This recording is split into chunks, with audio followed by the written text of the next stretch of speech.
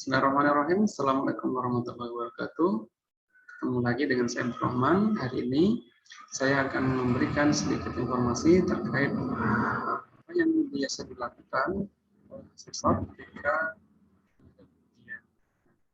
Untuk itu saya akan membantu Bapak Ibu semua untuk mengingat materi-materi yang kemarin sudah disampaikan dan apa saja yang biasa ditanyakan. Oke. Kalau kita lihat di sini, Bapak Ibu semua, SK ini pelatihan ahli ketiga muda itu ada 10. Jadi ke-10 ini yang biasanya digunakan untuk memenuhi atau standar yang digunakan oleh pihak asesor untuk menyentuh terhadap peserta. Pertama adalah membantu perundangan K3 dan persyaratan lainnya. Ini bisa digunakan oleh asesor menanyakan apa sih yang biasanya undang-undang di Indonesia K3, apa saja itu, undang-undang nomor 1 ya, tahun 1970 ada tentang kerjaan, dan sampai terkait undang-undang atau peraturan-peraturan lainnya, baik itu kantor, masalah kesehatan, ataupun masalah lingkungan yang biasanya ditemukan di lapangan. Silakan, ini beberapa peraturan yang saya tuliskan, atau juga beberapa peraturan yang kemarin disampaikan oleh Pak Hendra. Silakan buka lagi materinya. Untuk poin kedua adalah membantu menyelesaikan masalah K3 di institusi tempat kerja. Ini penyelesaian masalahnya kan lumayan banyak nih, ada banyak program-program yang dilakukan. Nah, untuk beberapa hal yang bisa kita lakukan adalah dengan apa? Dengan namanya KPI atau Key Performance Indicator. Ini Bapak Ibu bisa baca kembali terkait masalah KPI, atau materi yang kedua adalah lagging dan leading indicator, di mana lagging ini terkait masalah apa yang menjadi hasil akhir, dan leadingnya apa yang perlu kita lakukan agar masalah-masalah yang di lagging ini yang tidak diinginkan dapat berkurang atau tidak terjadi, kayak kecelakaan, bekerja, ataupun hal-hal cemaran lainnya. Nah, ini terkait lagging dan indikator ya, Bapak Ibu bisa baca lagi. Yang berikutnya, di poin ketiga, ini memberikan kontribusi dalam penerapan sistem manajemen K3. Kalau kontribusi, di sini lumayan banyak program-program yang bisa dilakukan. Bapak Ibu bisa membaca lagi terkait masalah peraturan. Ada program HSE, ada juga HSE meeting, ada juga HSE patrol. Nah, ini bisa sampaikan kepada asesor apa yang memberikan kontribusi, poin-poin tadi bisa disebutkan dan dijelaskan. Nah, di poin ini ada pengertian penjelasan K3, apa itu K3 ya, dibahas kembali. Di sistem manajemen sambungan kerja, bagaimana dengan kaitannya PDCA, maka masing-masing tahapan Bapak Ibu harus tahu dari PDCA itu. Kalau di plan, apa sih yang bisa kita lakukan terkait persiapan? Oh, ternyata ada namanya kebijakan. Kebijakan pimpinan, universitas, kebijakan oleh fakultas, atau kebijakan kepala laboratorium, atau kebijakan dari HSE yang ada di tempat kerja. Ada juga perencanaan. Rencana apa yang kita lakukan nanti ke depannya selama 1 tahun ataupun selama 1 semester. Mengimplementasikan dan mengoperasikan aktivitas K3 yang telah direncanakan tadi. Cek pemeriksaan ini misalnya ya, pemeriksaan audit, ataupun melakukan checklist, ataupun lainnya yang sifatnya bulanan, mingguan, ataupun semester.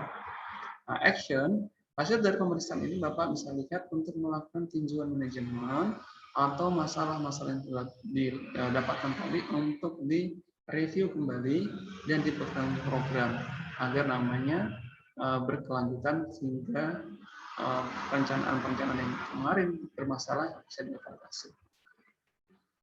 Oke, ini ada program yang efektif. Bagaimana Bapak Ibu bisa pahami dan baca kembali. Terus ada juga program K3 mengenai K3 atau hashtag program. Di materi yang sudah disampaikan. Terus untuk slide PPT-nya juga ada, silakan dibaca apa yang jadi program-program Bapak Ibu semua kemarin. Buka lagi ya materi dan tugasnya ya. Yang berikutnya adalah terkait poin 4, memberikan kontribusi untuk implementasi proses konsultasi K3. Ini kalau komunikasi biasanya bicara adalah terkait toolbox meeting.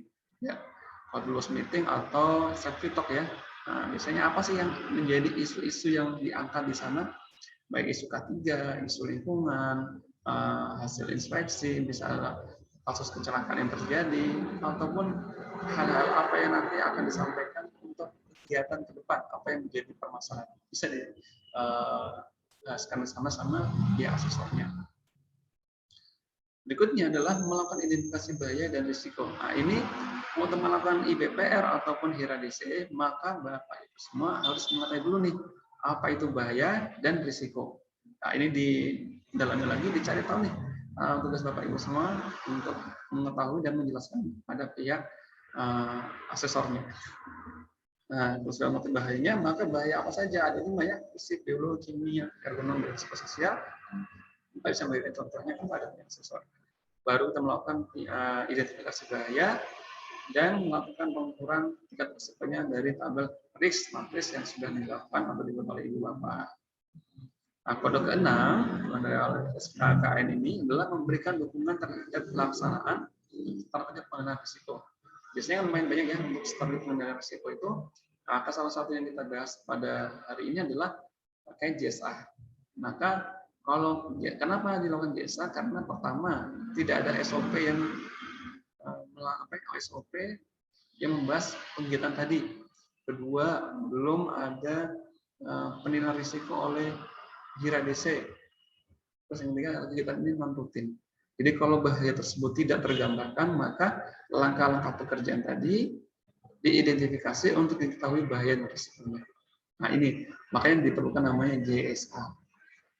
Dipahami lagi ya JSA-nya ya Bapak Ibu semua. Yang ketiga adalah memberikan kontribusi dalam pengendalian bahaya. Kalau kontribusi dalam pengendalian bahaya ini adalah kita mampu menjelaskan terkait 5 hierarki dari pengendalian bahaya, mulai dari eliminasi sampai APD. Jadi apa itu eliminasi, contohnya bagaimana, substitusi, apa itu substitusi, contohnya bagaimana, di pekerjaan Bapak Ibu semua sampai di APD. Ingat, APD adalah upaya terakhir ya, kalau bahaya tersebut kita tidak mampu kendalikan. Setidaknya dengan APD mampu mengurangi bahaya. Yang berikutnya baru nih. Poin ke-8, memberikan kontribusi penerapan prinsip kesehatan kerja untuk pengendalian risiko. Kalau ini yang bisa kita lakukan, salah satunya adalah terkait penggunaan APAR. Ada juga program-program lainnya, kalau Bapak Ibu baca di form A itu, tapi yang kita bisa sampaikan ini adalah terkait APAR. Kalau APAR apa yang biasa kita angkat atau diangkat oleh asesor? Pertama, jenis APAR apa saja sih yang biasa digunakan? Apakah golongan air, apakah dia terkait air, bahannya ya, bahannya air, styrofoam, ada karbon dioksida, ada golongan kebakaran apa saja, mulai A sampai K. Ada A, bahan apa, itu Bapak jelaskan ya, cara penggunaan apa dan perawatan apa, pembersihannya, bagaimana cara penggunaannya, ya, dan cara pemadamannya nanti jelaskan kepada pihak asesor. Bahkan terkait masalah peraturan ya kebakaran, kalau peraturannya ada 2, ada untuk petugasnya sendiri di Permen 186 tahun 1999, kalau untuk aparnya sendiri alatnya ya itu keputusan Menteri nomor 4 tahun 1980 masalah apa. Untuk alat protektif aktif dan pasif silakan dicari lagi informasi.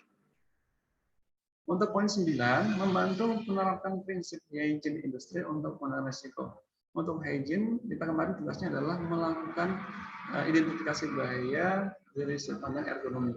Nah, kalau hygiene ini berarti ternyata kebersihan, lingkungan, ataupun terkait masalah hal-hal yang ada di tempat kerja kita agar tidak terjadi penyakit akibat kerja ataupun kecelakaan.